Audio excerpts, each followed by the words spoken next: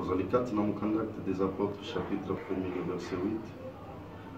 Ma commis le dit, mais vous recevrez une puissance, le Saint-Esprit survenant sur vous, et vous serez mes témoins à Jérusalem, dans toute la Judée, dans la Samarie et jusqu'aux extrémités de la terre. Et bien-aimés, parmi les témoins, il y a qui Nakuluka, Tozali Koyamba, Sœur Tantine Bali. Ma soeur, Mokolo Yalogi, au début des après-midi, Tomonaki Baye Nayo Awa, Vamemiyo, et ton esprit n'était pas avec toi. Tu étais là comme une personne totalement, presque totalement. Et avec l'aide du Seigneur,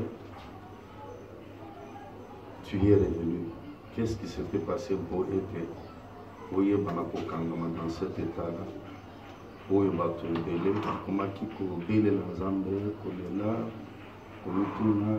qu'est-ce qui ne va pas? J'étais partie à l'hôpital vu que je ne me sentais pas bien.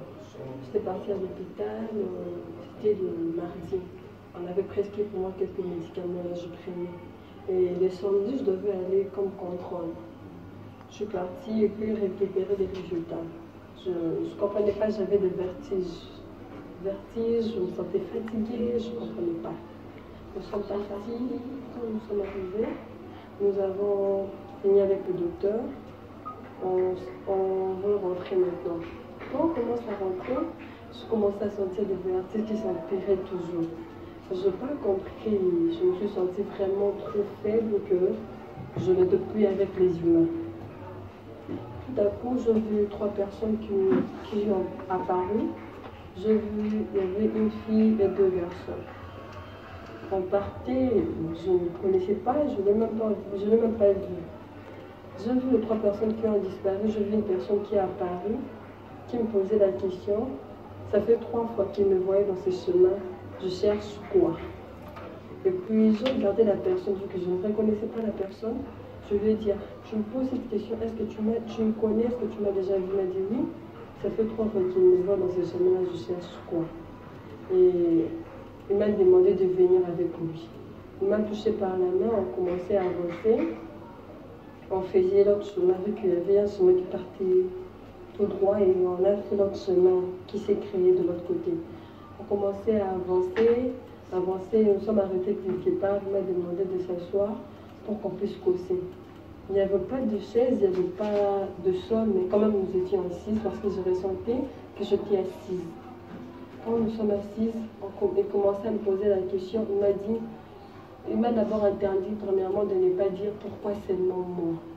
Peu importe ce qui va m'arriver, que je ne dise pas pourquoi seulement moi.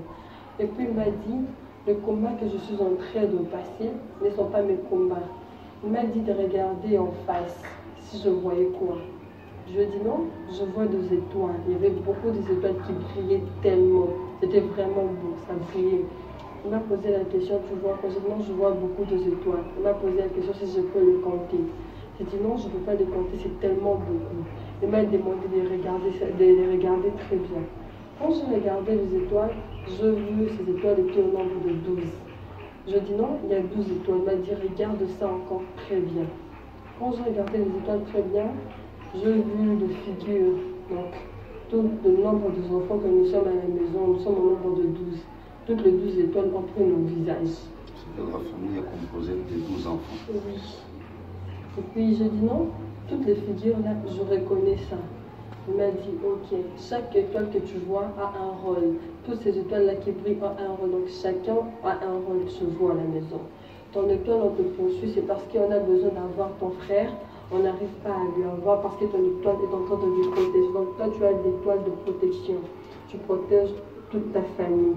Et je lui ai posé la question, pourquoi est-ce qu'on veut de mon frère?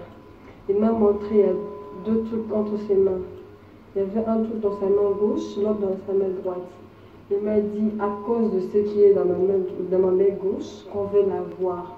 J'ai voulu regarder c'est quoi, il m'a dit que c'est ce qui est en lui. Voilà. C'était quoi au juste? Je ne sais pas très bien.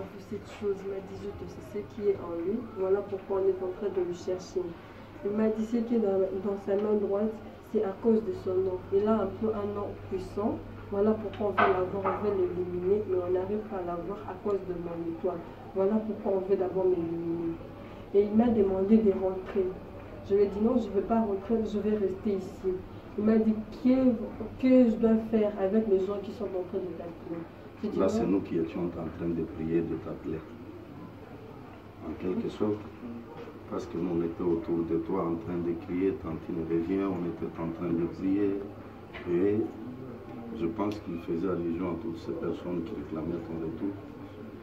Et puis il m'a dit, que ferons-nous de ce genre? Je lui ai dit, non, moi je ne veux pas rentrer, je vais rester ici avec toi. Et puis il m'a dit, quand tu restes ici sans pourtant accomplir ta mission sur terre, tu n'iras jamais dans les lieux de repos, tu serais tourmenté à chaque fois. Je ne t'arrête pas. Et qu'est-ce qui t'avait convaincu de prendre une telle décision de ne plus revenir? Qu'est-ce que tu avais vu? Qu'est-ce qui t'avait marqué pour que tu refuses de revenir? Je n'avais pas voulu revenir, c'est parce que je me trouvais, quand je suis ici, il y a toujours des combats qui s'empirent à chaque instant.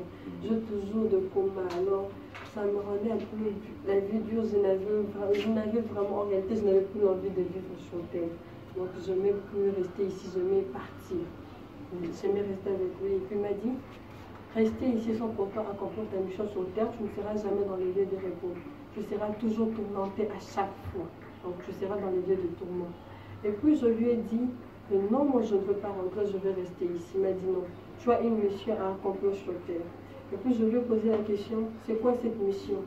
Il m'a dit que tu as pour mission 4 personnes. Et les 4 personnes, l'un est déjà passé, il reste 3. Je lui ai posé la question, comment savoir que les 4 personnes approchaient? Il m'a dit que non. La première personne qui est passée, tu ne savais pas aussi que c'était lui. Tu n'avais même pas l'idée que ce sera lui. Mais les autres qui viendront, et puis je lui ai posé la question, ils vont se poursuivre. Donc l'un vient aujourd'hui, l'autre demain et l'autre le lendemain. Il m'a dit non. L'autre viendra aujourd'hui, l'autre pourrait venir après quelques années, et le tout dernier, avant de venir, il va beaucoup traîner. Je lui ai dit non, je ne veux pas rentrer, je vais rester ici. Il m'a dit que ne crains rien. Et puis je lui ai posé la question, qui es-tu? Il m'a dit que je suis la personne qui a toujours été près de toi, même quand tu n'as pas besoin de moi. Je lui ai posé la question, comment je vais avoir besoin de quelqu'un que je ne connais pas? Il m'a dit que non, je suis celui qui a toujours été près de toi, même quand tu n'as jamais eu besoin de moi. Et puis il m'a demandé de rentrer. Je lui ai dit non, je ne veux pas rentrer. Il m'a dit que ne crains rien. À chaque instant que tu auras de frissons dans le corps, tu as dit tout simplement, l'Éternel est mon berger, je ne manquerai de rien. Il me fait reposer dans de verts pâturages. Il me dirige près des eaux paisibles. Il restaure mon âme. Il me conduit dans les sentiers de la justice. À cause de son nom, quand je marche dans la vallée de l'ombre de la mort, je ne crains aucun mal car il est avec moi.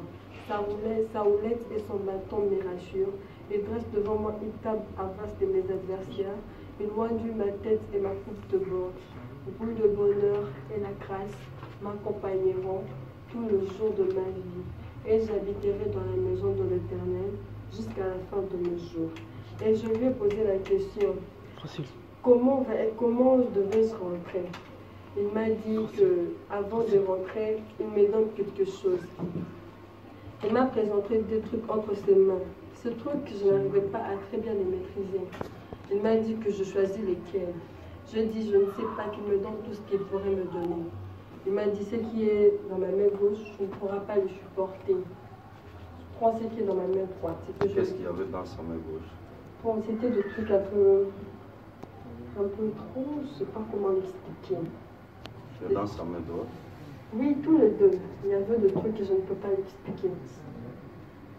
Il m'a dit, prends ce qui est dans ma main droite. Je lui ai dit non, je ne prends pas ça, je prends ce qui est dans ta main gauche. Il m'a dit que je te le donnerai avec le temps. Pour le moment, prends ce qui est dans ma main droite.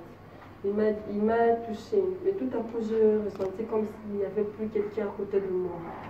J'ai essayé vu que mes yeux étaient fermés quand je lui ai touché, j'ai essayé d'ouvrir mes yeux, je me suis trouvée toute seule. Et je me suis rappelé qu'il m'a dit qu'à chaque instant que j'aurais des frissons, que je ne crains rien, que je dis simplement, l'Éternel est mon berger, Je ne manquerai de rien. Il me fait reposer dans de verts pâturages. Il me dirige près des eaux paisibles. Il restaure mon âme. Il me conduit dans les sentiers de la justice à cause de son nom. Quand je marche dans la vallée de l'ombre de la mort, je ne crains aucun mal car il est avec moi. Sa houlette et son bâton me rassurent. Il dresse devant moi une table en face de mes adversaires. Il oindit ma tête et ma coupe de bord. Oui, le bonheur et la grâce m'accompagneront tous les jours de ma vie. Et j'habiterai dans la maison de l'Éternel jusqu'à la fin de mes jours. Et quand je parlais cela, je me suis sentie maintenant dans le monde des humains. Quand je me suis sentie dans le monde